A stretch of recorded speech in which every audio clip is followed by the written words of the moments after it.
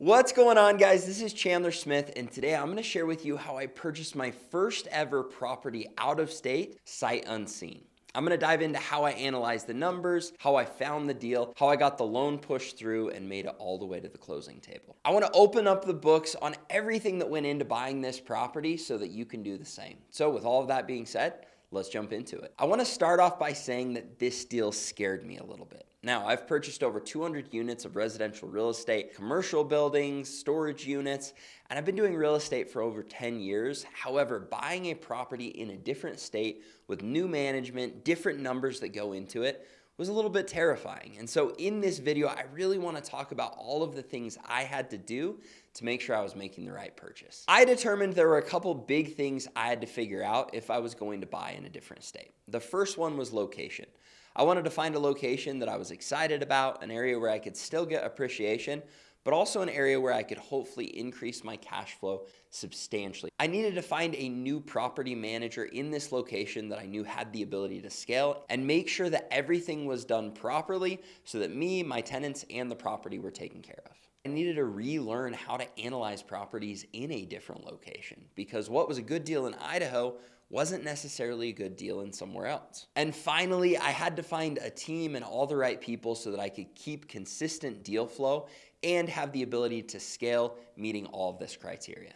So in this video, I'm going to dive into all of these pieces, but I also want you to know if you're watching this video and you're saying, Chandler, I'm in an area where I can provide deals just like this with great cash flow, where I've got an incredible connection with management and I have consistent deal flow and I would love to work with you and feed you deals. Please reach out to me. Go find me on Instagram at Chandler David Smith because I am looking for more locations where I have teams there so that I can scale. Now that we've covered that, let me tell you how I was able to find this triplex and create a team so that I can have consistent deal flow to hopefully have a lot more deals like this in 2025. First off, I had put out feelers that I was looking for more markets to buy in, and I connected with a really good friend named Nate. Now, Nate told me, you know what, Chandler?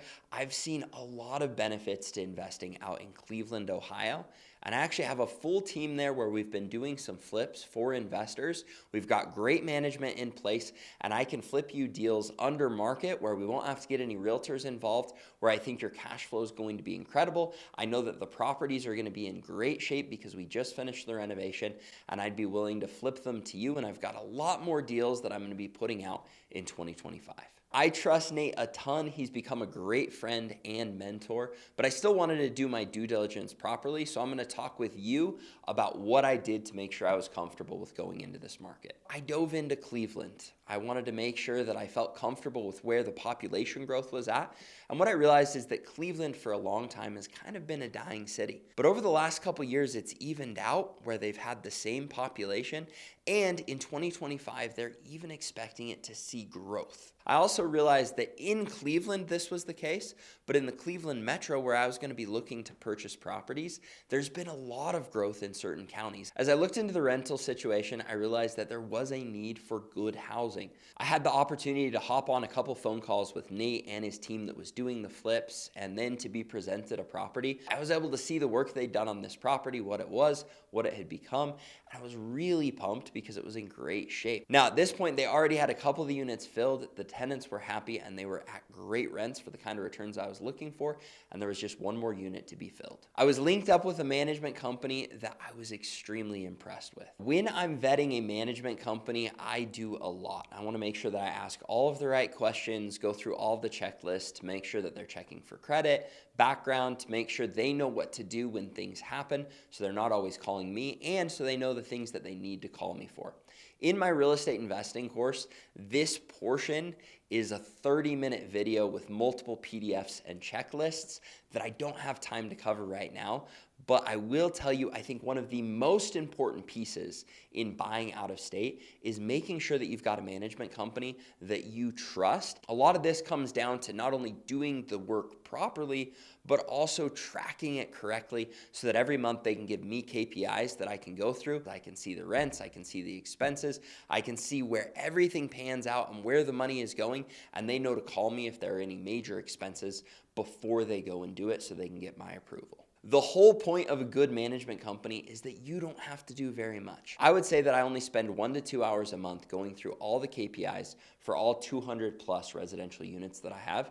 And that's because my management companies run like a very tight ship and they give me everything that I need to make sure that I hold them accountable. After vetting this management company, I was really excited to work with them, and I asked them if they would be willing to walk the property and make sure that the current tenants we had in there were at the rents that we thought we could consistently get, and that they felt comfortable with the numbers that we were projecting for the one unit that we still needed filled. They went over, gave a small punch list. I brought that back to Nate's team.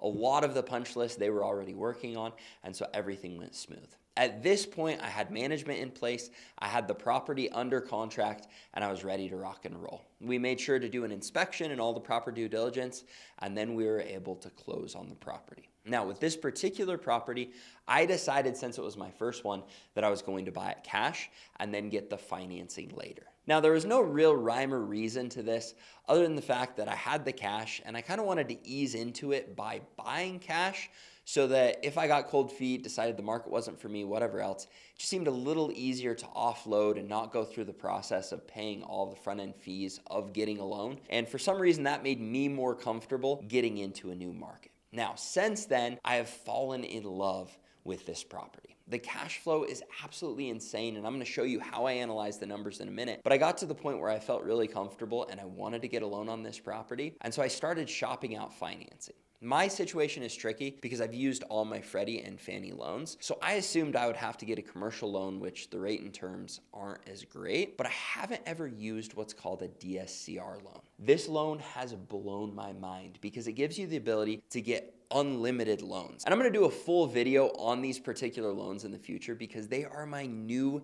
favorite way to purchase real estate, because right now the terms and rates are extremely competitive. You can get them on a 30-year AM with interest rates that really are only about 0.5% to 1% higher than on a Freddie or Fannie loan. And you can do them where they're as low as a 10% down. Now, I'm not doing that because that does increase your rates, but I decided to get this particular property refinanced on a DSCR loan at a 7% interest rate with 25% down on a 30-year AM. The only downside I've found to these DSCR loans is that they do have a prepayment penalty at either 3 or 5 years, depending on what kind of setup you determine. Now, you can do it without the prepayment penalty, but then the rates are going to be substantially higher. And so for me, having a prepayment penalty at 3 or 5 years was totally worth it for these kinds of interest rates, especially because this particular property is a cash cow. Now that we've covered that, I'm going to dive into the actual rents and the numbers on this property and share with you how I decided what was a buy or a pass in this particular market. To run the numbers on this property, I'm going to use the CDS rental calculator, which is an app that I developed for your cell phone that lets you run the numbers on Android or Apple really quickly to determine if a rental property is a pass or a buy. So if you go, you can download the CDS rental calculator. You just plug it in, CDS rental calculator, and click download. It's completely free, and we just added a lot of cool updates that you're going to see as we run through the numbers. First off, the purchase price was $140,000. Now you can see I put 25% down, and I ran the interest rate at 7%. This is with 2% closing costs and the rents at $2,629. Now, for you to see where those came from, I'm going to put this picture up to show you what the 3 tenants that are currently in this property are at. I ran a 5% vacancy just because I know that at some point we're going to have tenants coming in and out, and I like to plug that in. I also ran at a 12% maintenance, an 8% management, which is what I pay my management company, an additional $2,200 in expenses, $800 in taxes, and $1,200 in insurance. Now, all you've got to do is click run the numbers, and you can see on this particular property that I have a 30% cash on cash return. With this property, I decided that I wanted to run the numbers where if I didn't have anything but just normal cash paying tenants, I could get a 25% cash on cash return or higher. Now, I'm going to be straight with you. We're going to see how I evolve. This is from working with Nate, his team, doing a little bit of market research, and then trusting some good relationships to see how it goes. The last thing I want to say, or I guess ask of you, is I'm planning on buying 100 units in Cleveland this year with this particular team, but I'd love to buy in multiple other markets as well.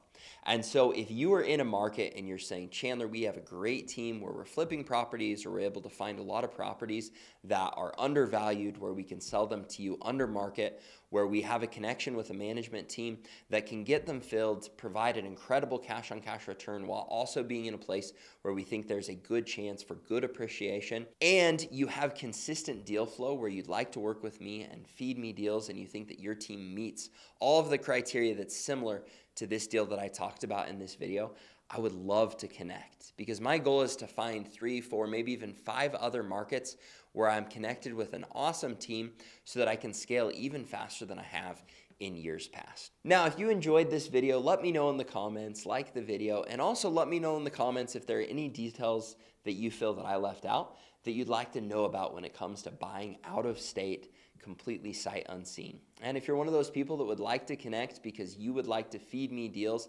please, once again, reach out to me at Chandler David Smith on Instagram. And if you've got questions, you can reach out to me there too. Thanks so much, guys. Have a great day.